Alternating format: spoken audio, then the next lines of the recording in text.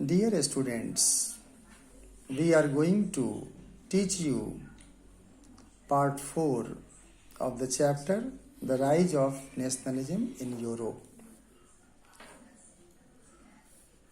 In the previous video, you learned different types of topics. If we talk about the third part, तीसरे part की अगर बात करें तो उसमें हमने जाना the 1848 the revolution of the liberals. 1848 में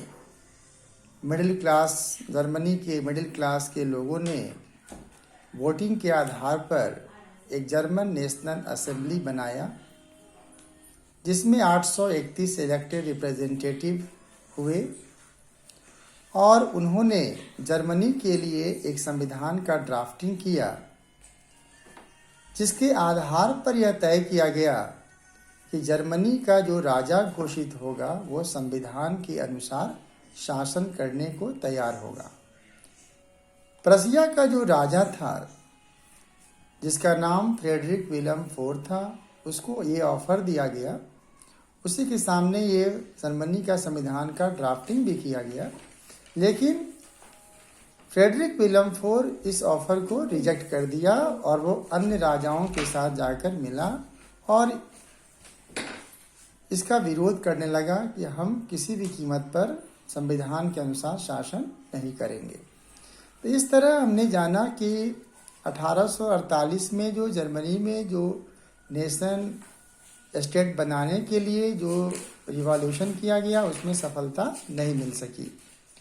अब हम जो आज टॉपिक पढ़ने जा रहे हैं वो है जर्मनी यूनिफिकेशन के बारे में।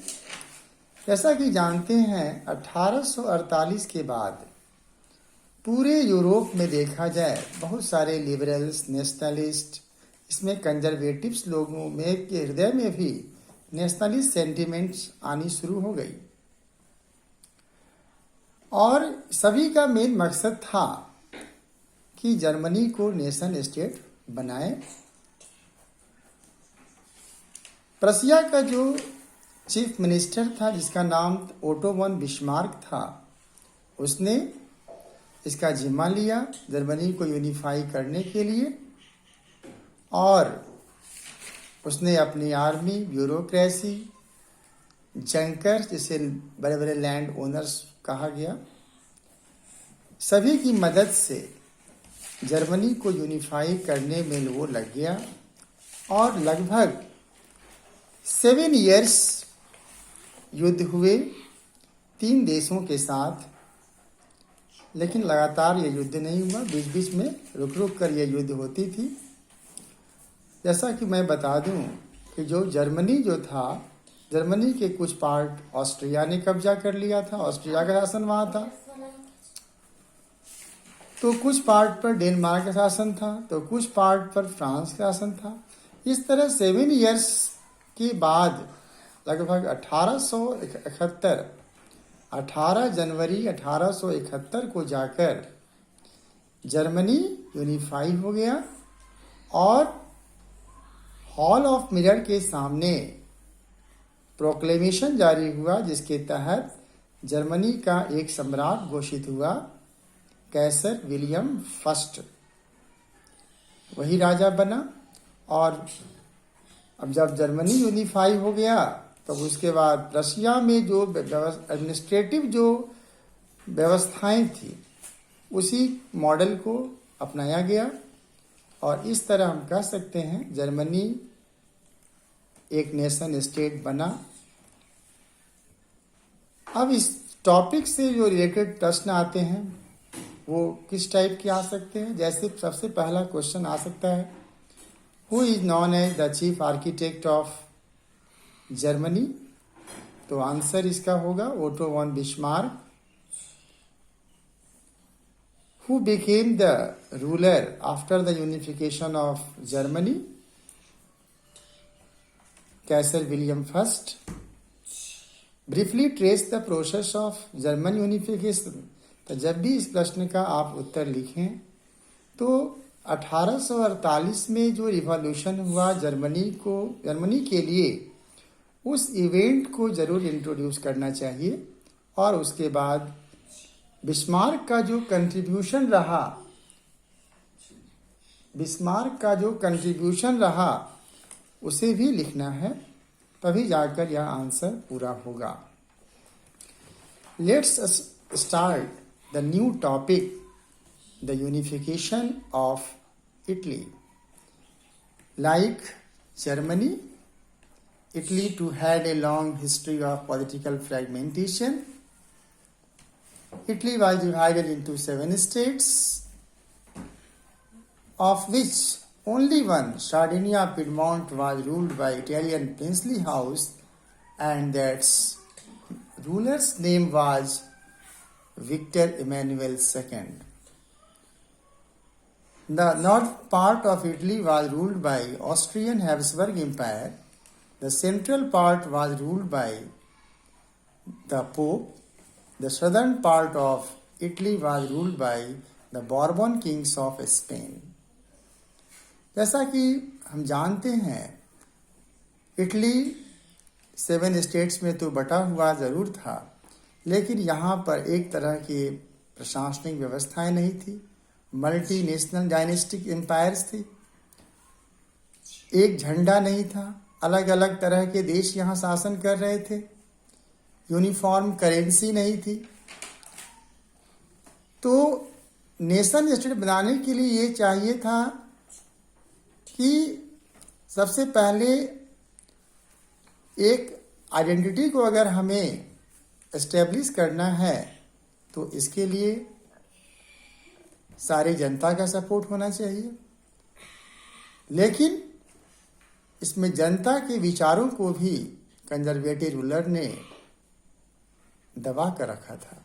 जैसा कि आपने पढ़ा, conservatives oppose censorship. They did not want to criticize their rule by anybody. अब हम उस टॉपिक के बारे में बताना चाह रहे हैं जो यूनिफिकेशन इटली को करने में मददगार साबित हुआ। Some personalities who had a great contribution in the unification of Italy. Mazzini की अगर बात करें, गिसेप्पे मैजिनी के बारे में, तो जैसा कि आपने पढ़ा, गिसेप्पे Mazzini was born in Geneva in 1807. 1807 में उसका जन्म हुआ जेनेवा में, और वो शुरू में कार्बोनरी नामक सीक्रेट सोसाइटी का मेंबर बना, और उसके बाद उसने बाहर रहकर 2 सीक्रेट सोसाइटी बनाया, एक यंग यूरोप और एक यंग इटली। वो चाहता था पूरे यूरोप के देशों को हम इंडिपेंडेंट करें, नेशन स्टेट बनाएं। इसलिए 1831 और 1848 2 बार उसने रिवॉल्यूशन किया, लेकिन उसमें उसको सफलता नहीं मिली। और इस असफलता के पीछे उसने सार्डिनिया पिडमॉन्ट का जो शासक विक्टर इमैनुअल II था, उसको जिम्मेदार ठहराया। दूसरे पर्सनालिटी की बात करें तो काबूर का बहुत बड़ा कंट्रीब्यूशन रहा। काबूर जो था वो सार्डिनिया पिडमॉन्ट का शासक था, सार्डिनिया पिडमॉन्ट का वो चीफ मिनिस्टर था, और उसका बहुत बड़ा रोल रहा। उसने he was neither A revolutionary nor a Democrat. उसने फ्रांस के साथ दोस्ती किया, एग्रीमेंट किया, और फ्रेंच आर्मी की मदद से ऑस्ट्रियन हैब्सबर्ग एम्पायर जो नॉर्दर्न पार्ट में शासन कर रहे थे उसको उसने समाप्त किया। इस तरह नॉर्दर्न पार्ट पर काबूर को विजय हासिल मिली। गैरीबाल्डी जो मिलिट्री कमांडर था, 1860 में वो मूवमेंट किया और उसने अपनी आर्मी की मदद से सदर्न पार्ट, जिसे the Kingdom of Two Sicily भी कहते हैं, सदर्न पार्ट की तरफ निकल पड़ा और वहाँ पर स्पेन की जो बॉर्बन किंग शासन कर रहे थे उसको उसने परास्त किया और इस तरह 1861 में जाकर इटली यूनिफाई हो गया और वहाँ का एक सम्राट घोषित हुआ जिसे हम विक्टर एमेनुएल सेकंड कहते हैं। इस तरह हमने जाना जर्मनी यूनिफिकेशन और इटली यूनिफिकेशन के बारे में। अब प्रश्न इस टॉपिक से किस टाइप के आ सकते हैं वो सुने। सबसे पहला प्रश्न, right in brief the situation before the unification of Italy.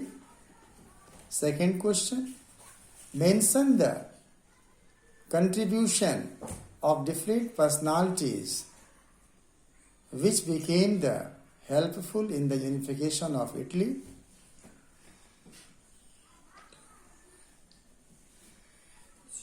How many states were there in Italy before the unification? What is the other name of the southern part of Italy? Write answers in your own words, honestly, and send on my number or in group. Thanks.